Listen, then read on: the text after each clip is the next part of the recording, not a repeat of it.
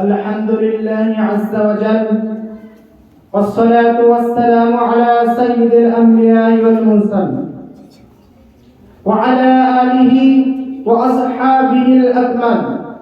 أما بعد، فقد قال الله تعالى في شأن وارث الأنبياء: إنما يخشى الله من عباده العلماء. وقال النبي صلى الله عليه وسلم: العلماء ورثة الأنبياء، لأن الأنبياء لم يؤرثوا دينارا ولا درهما ولكن يؤرثوا العلم. الحديث। অধ্যকার এই মহতী অনুষ্ঠানের স্বনামধন্য মহামান্য সভাপতি সাহেব, অভিষেকক্ষণ পরিচালক মণ্ডলী ও আমার শিক্ষক মণ্ডলী ও শ্রেণীর ছাত্র মণ্ডলী এবং মঞ্চে উপস্থিত জ্ঞানীগুণী বুদ্ধিজীবীগণ এবং দূর নিকট থেকে আগত সমগ্র শ্রোতা মণ্ডলীকে আমি সালাম, শুভেচ্ছা ও অভিনন্দন জ্ঞাপন করি। আমার বক্তব্যের বিষয়বস্তু হল উলামা সমাজের কর্তব্য করণীয়।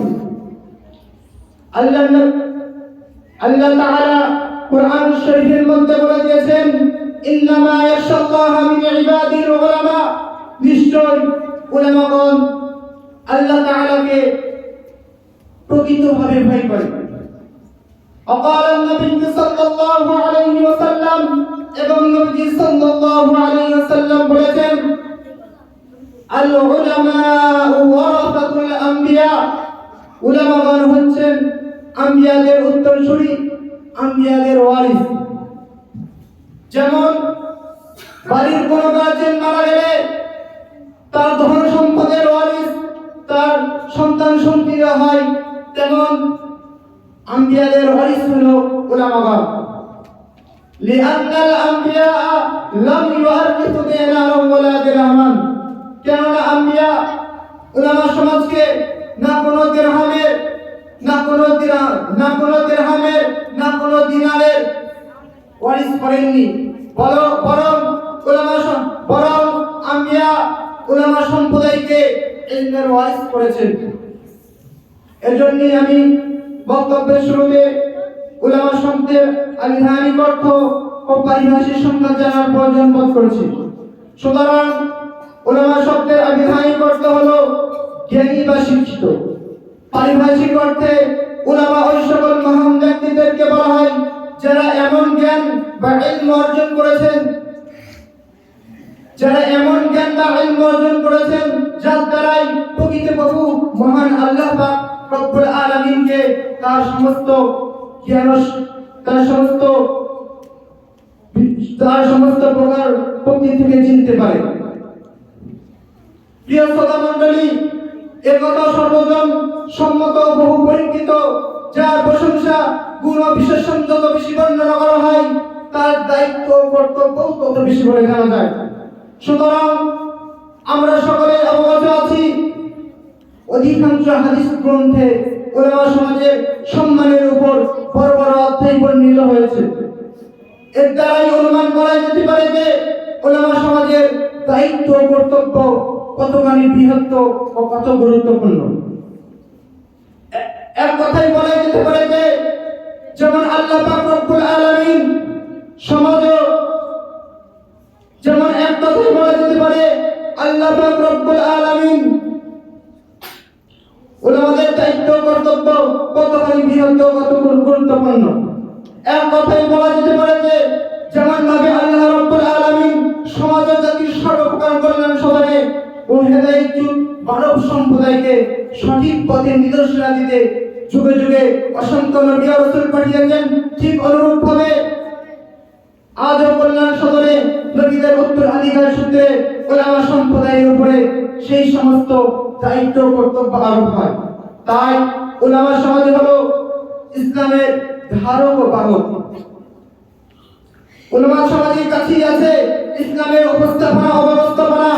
অপর ভাষায় বলা যেতে পারে উলামা সমাজ তরির কাণ্ডে অভিমানের পাইলট, যেমন কাণ্ডের বিহীন তরি ডুবুডুবু, পাইলট বিহীন প্লেনের গতি নিভে দেব, ঠিক প্রদীপ নিভে নেব। সুতরাং এই পরিস্থিতিতে উলামা সমাজের উপর কি কি দায়িত্ব ও কর্তব্য থাকতে পারে, সেই সমস্ত দায়িত্ব ও কর্তব্য হতে বিশেষ বিশেষ দায়িত্ব ও কর্তব্যকে পরিবেশন করে আমি আমার বক্তব্যের সমাপ্তি ঘটাব ইনশাআল্লাহ।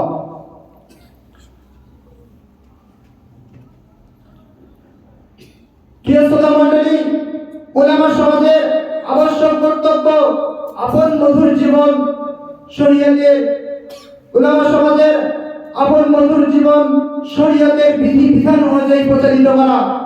কেননা আধুনিক ও আধ্যাত্মিক জ্ঞান ব্যতীত বেকার ও মূল্যহীন।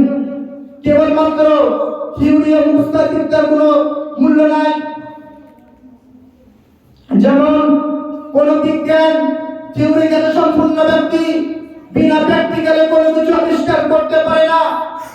কোন বৈজ্ঞানিক বিনা প্র্যাকটিক্যালে বিনা বাস্তব প্র্যাকটিক্যাল অনুযায়ী কোনো কিছু আবিষ্কার করতে পারে না। ঠিক তেমন অনুরূপ ভাবে কোন আলেম আমল ব্যতীত আপন জ্ঞান ও ইলম থেকে কোনো কিছু অর্জন করতে পারে না ও বিশ্ব সমাজকে উপকৃত করতে পারে না। এজন্যই তো উলামা সমাজকে সতর্ক করতে বিশ্ববিধাতা গ্রন্থরাজে দীর্ঘহীন ভাষায় করে দিয়েছেন, বলেছেন ইয়া আইয়ুহাল্লাযীনা আমানু লিমা তাকুলুনা মা লা তাফআলুন। হে বিশ্বাসীগণ, তোমরা কখনোই এমন ভাষা প্রয়োগ করো না যা তোমরা নিজেই প্রতিষ্ঠিত করতে পারো না।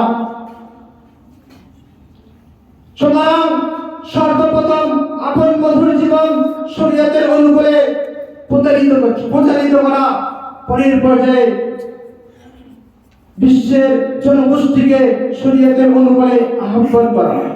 যখন সমাজে কোনো ব্যক্তি ইসলামী বিধি বিধান অতিক্রম করে কুকর্মে ও অত্যাচারে আত্মনিয়োগ করে, তখন উলামা সমাজ লা তাকরাবুজ জিনা ইন্নাহু কানা ফাহিশাতান ব্যভিচার হতে দূরে রাখে। কেননা ব্যভিচার